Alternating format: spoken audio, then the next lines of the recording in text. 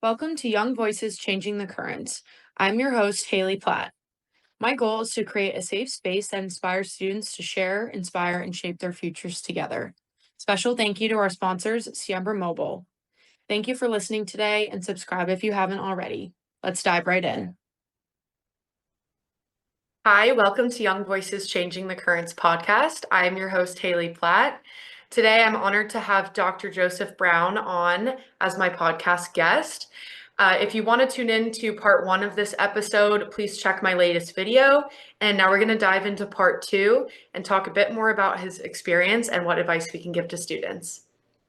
It's a way of opening up the conversation that is subject to criticism as well. And I think that a lot of students are fearful of the uncertainty. You know, they're graduating, maybe they're like us and the first oldest in their family, and they don't really have anyone to look to as a role model.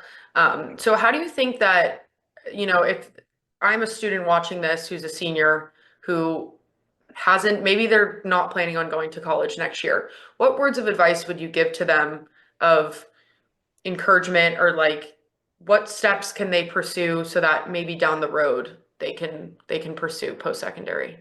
Yeah. So, we haven't talked about community college and how for lots of students, that's the pathway to getting to a four-year institution and the role that they serve. So, can I first, I'm an introvert. And so like extending myself to people I don't know is still a little bit of a challenge for me, right? I've gotten better at it, right? But it's a challenge.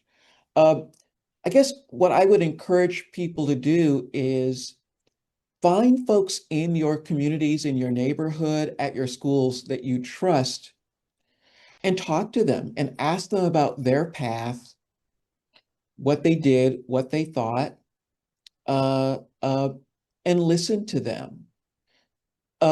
So that's going to mean being a little more courageous and extending yourself and saying, you know what, I kind of don't know what I'm going to do, and I'd just like to talk with you. I'd love to hear your story, and I'd like to ask you some questions because, I need more people to talk to about this, Right. and I need some different perspectives. Because I think what they may find is that there are people out there that have taken a similar path, that didn't take the straight route to college, that explored a little bit, that struggled, but they managed to find their way back. And if those students can find out, you know what, there are some options for me. And if I don't go to college right away, I can still go to college, right? Right. I can go to community college. I can work for a year or two and then check out community college, right? And by the way, once you get your degree, okay, so you work for a couple of years, you go to community college, then you go get your four-year degree and you're working. Nobody asks you when they're looking at you for a job, okay, did you go straight to college? Because we're looking for I people who just can. said this last episode. I said, no one's asking you once you're in your job position, as long as you're coming in being yourself and being confident in your abilities, no Absolutely. one's going to question it. Absolutely. Absolutely. Right. So, and by the way, I'm an example because Yes. I had a major and two minors, and I took 6 years to graduate undergrad. I went to a PhD program in bioengineering and didn't like it, but stayed for a few years and then left the master's degree, worked for IBM for a few years, and then decided, oh, you know what? I want to get a PhD in psychology, a completely different area. Yeah. Right? So it was a circuitous route, but you know what? Those experiences I had along the way were tremendously useful to me in psychology graduate Yeah. school and in the work I'm doing now. So those years weren't wasted. I'm sure. Yeah. That reminds me of, I had a student on earlier in the series who said that she was doing a lot of her general ed classes at community college, and she felt that she had so much freedom to explore what she was interested in. And then Yeah. she ended up backtracking and taking all these classes that she didn't need. And I reminded her that even though you didn't technically need them Mm, for your 4-year credit, did they still add value to your education? Did they still make you think differently about a topic or peg your interest? Or were you just having fun and learning? She was Mhm. like, actually, yeah, I did have, I did take away value from it. Maybe it didn't directly translate to my degree credits, Yeah, but I think it's an important thing to remember because I I feel like agree. when we're trying to get to the finish line, you often try to just check all the boxes, but you have to enjoy it along the way. True. People who love, I know I'm a fellow, I love to read as well. I'm not reading a book a day, but I think like as we get older, having those opportunities to want to learn more Yeah. it's Mm. so nice, and it's so nice to talk to people who are interested in, even if you're done with your education in a literal way, you can still come on, like you can still take classes and you can still read and learn more. You can still explore. Yeah. Yeah, yeah, absolutely. Yeah. So just to wrap up, I think, we've covered a lot of great stuff with your own experience and how it's translated to your work now. Any final takeaways for first gen students that are feeling unsure of their place or their abilities and who can they turn to overcome that, Yeah. or if it's not someone, what can they do themselves? Boy, I have two suggestions. One is find your communities. Find the groups of people that you can join, and it's going to be students, faculty, staff that you can talk to. You can share what you're experiencing, people that you can, sometimes sort of let your hair down and say, you know what, I'm really frustrated right now. Here's what's going on. You Yeah, know, people that you trust. Um, you know, I think it can be really easy for you to imagine that when you're struggling and you feel alone, that you are the only person who's experiencing what you're experiencing. And there's a little bit of shame that is associated with that. And I can pretty much guarantee you that you're almost certainly not the only person having those experiences. And it's a lot easier when you don't go it alone, when right. you have people that you can relax with, right? Be yourself with. And those people, you may share some things in common, right? In terms of background, in terms of gender, in terms of interests, in terms of race, and uh, and there likely to be multiple communities that you'll want to be a part of. But do that. Find the communities. The other thing to note about that is that it may take time. And that is, you may try some things and meet some people, and it may not hit right away. But one of the things that's neat about college is that there are lots of groups, lots of communities, right?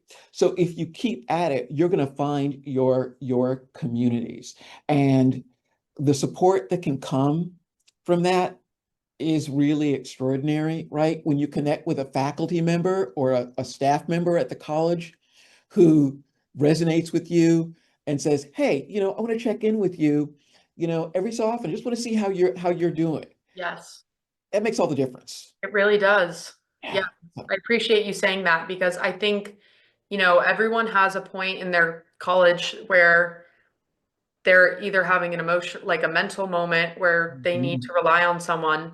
Um, and first off, I think that the community, something about college that is so special is that for the first time in your life, you're going somewhere that everyone picked. Like everyone wants to be there for a different reason, but they picked this place because it resonated with them. Mhm. So, or it's something that they want to do and whatever they're passionate about is there. So you Yeah. are going to find people who are going to overlap with you in that sense. Yeah. Second off, I think your point about connecting with a faculty member or even connecting with one of your peers is something so special. And it doesn't even have to be in an area of your study. I actually connected with she's a theologian at Santa Clara. Now she's passed on from being only Santa Clara and San Jose State. Now she's just at San Jose State. but I've stayed in contact with her, and she actually at the end of my 10-week class course I was chatting with her, and most of the kids in my class were freshmen and sophomores, and I was one of the few older kids. And she was like, I'm really happy that you're so passionate about everything we're learning in this. A lot of students come in and they just count, it's just a credit they have to take. Mm. Come in and you are interested in learning about it. I'm like, well, you kind of help with that because you're an amazing, amazing teacher and getting it along. But she was actually the one who told me, I think you should start a podcast. I think you should write a book. I feel like you have a lot of good things to say. And when I was first filming this, I was looking back and I was like, I can't believe that it was such a short window of time that when she told me that, I said, no, you're crazy. Maybe that'll be like later in my life when I'm done with my career. So I think it's so special to have people that are giving you these positive words of encouragement, because I look back and it wasn't that far from now. So it's very nice to hear. See, so yeah, so we are social beings, and that kind of social support is just it has an extraordinary impact. So that's one. The other is to really embrace a growth mindset. And I'll Mhm. just say that that growth mindset is a term developed by Carol Dweck, who's a Stanford social psychologist. And in interest of full disclosure, I will say that it was two papers by Carol Dweck that convinced me to go to graduate school in social psychology.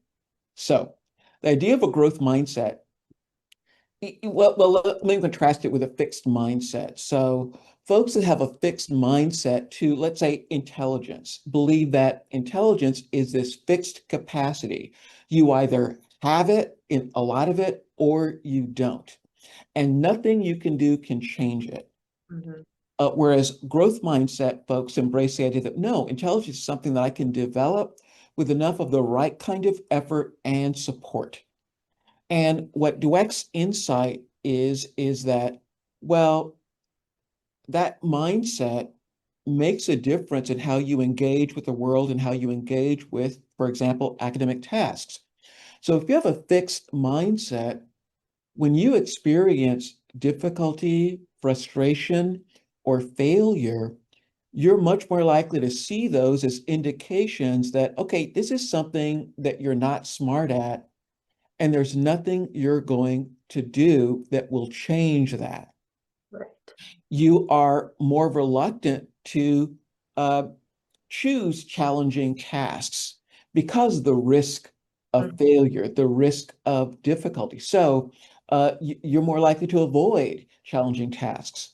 Now, by contrast, if you've got a growth mindset, well, when you are challenged, when you experience difficulty, frustration, or failure, you're much more likely to think, wow, this is something that I suck at right now. Yeah, but Let's you see if I can could get better. understand. Yeah, let's see if I can understand that and change that. You're more likely to choose challenging performance situations because you're not worried about that failure or difficulty indicating that you have this permanent lack of ability. You actually want to know, hey, what are the things I'm good at? What are the things I'm not good at? Because I can do something about that. So having a growth mindset really promotes resilience.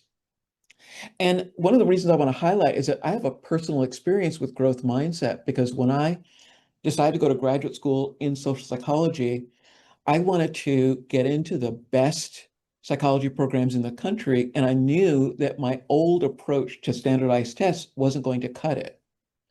I actually used that growth mindset research to change the way that I prepared for those high stakes exams and ended up doing really well. And, embracing a growth mindset isn't one of these things that you can just say, okay, I have a growth mindset. Okay, done. Yeah, good things will now follow. It's, Yeah, you have to, it's putting the decisions, realizing that they're back in your hands and you have yes, more control than you think, but yes. ultimately, like some things are out of your hands, but a lot of things are up to you. So, It's taking responsibility, and it's also looking for ways that you can really implement that growth mindset. So, for example, one of the things that I noticed when I was preparing for the GRE is that whenever I hit a question that I didn't immediately know how to solve, I start to feel really anxious and worried. And I can get could feel so threatened and anxious that it threw me off my game. And what I realized was that in those moments, I didn't have a growth mindset. I had a fixed mindset. That's why that challenging problem threw me off. So what I had to figure out was, okay, Joseph, whenever you experience that, what you've got to do is create some language to get yourself back into growth mindset mode and to keep going. And it took some time because the approaches that we take to studying, the approaches that we take to doing well on tests are based on habits that we've had since our earliest years in school. And Yeah. to change them in a more adaptive direction, it does take some time. But what I found was that over time, it worked. For That's example, in studying for the GRE, I stopped calling the problems problems. I started calling them puzzles to yeah. promote a more playful approach to the questions. And it made studying a more pleasurable experience. I didn't dread sitting down to study. Keep in mind, I had a full-time job, and yet I was sitting down to study 1.5 to 2.5 hours a day for this exam. So there were times when I was, you know, exhausted, tired, and distracted. But taking these approaches, it made studying more pleasurable and, it worked. And Yeah. so I think it's an approach that can broadly work for students for a lot of things that are involved in the college experience. Whatever you're doing is something that you can improve with time by working hard at it and identifying people and resources who can help you, who you can check in with. And if you do that, I think it'll make college more successful, but also a more enjoyable experience for you. Yes, I think that's a great point to end on. I think growth mindset is definitely something I want to talk about with you in the future. Because as someone with test anxiety myself, I think the habits that we create from a young age are very hard to break. Yeah. So I do want to talk more about that in the future. But thank you so much for being on today. It's been so lovely talking to you and to our viewers. Thank you so much for being here. I know your A time is pleasure. valuable. Yes. It's been so nice. And please, everyone, just so you know, we're going to have definitely more episodes with Dr. Brown on. So I'd love to have you tune in. The next one, we are going to focus on imposter syndrome and breaking that down. So thank you so much for being on today. Thank you to our viewers. I know your time is valuable. And of course, like and subscribe so you never miss the next episode. And have a good day.